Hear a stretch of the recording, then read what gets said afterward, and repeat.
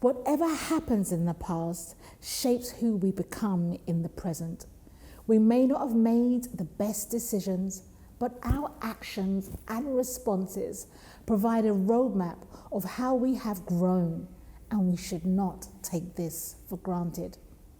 There are several ways to learn from past experiences, but we are going to focus on these 6 ways. Number 1, reflect on it. In order to gain value and insight from the past, reflection is a necessary first step. When we are unwilling to, afraid to, or too busy to look back, none of the value available to us can be found. The past begins to open its insight to us when we actually stop, look back at what has already occurred. Number 2, study it. Studying the past starts to feel like a history course, and it may be. Your goal, however, isn't to pass a test or hold a bunch of dates in your head. Rather, your goal is to place yourself in the narrative to understand what was happening and what you can learn from it. Studying in this way makes both the specifics and the context valuable.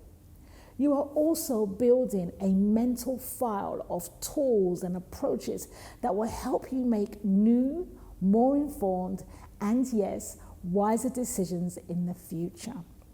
Number 3, replay it. Replaying a situation is different from just reflecting on it. Try walking back through the situation like you're reliving the situation, but with the knowledge and perspective that you now have after the fact. This replay allows for the new perspective and knowledge to help you think how you might do something differently. Or better, the next time a similar situation happens, this is like pre-creating positive future, deja vu moments. Number 4, generalize it.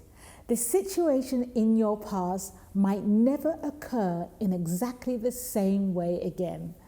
That doesn't change the value of looking back. By reflecting on the past, we can find common threads, general components of situations that we can use to create lessons and ideas for the future. Rather than looking for what doesn't apply, the way to best learn from these situations is to generalize out the lessons that you can apply again and again. Release yourself from it. There are some things in your past that you regret, feel guilty about, or wish you could have done differently. The fact is, however badly you feel, however desperate you wish you could change it, it is in the past. The page has turned. This may mean to forgive others or yourself. Let go of the pain or guilt and keep or find the learning.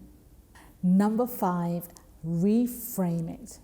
Reframing the past is something we can do with the perspective that comes from replaying it and releasing ourselves from it.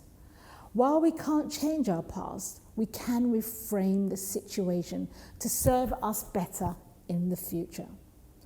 Was getting fired a failure or a great learning experience?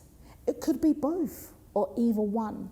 The fact is, you were fired. How you frame and use that experience makes all the difference.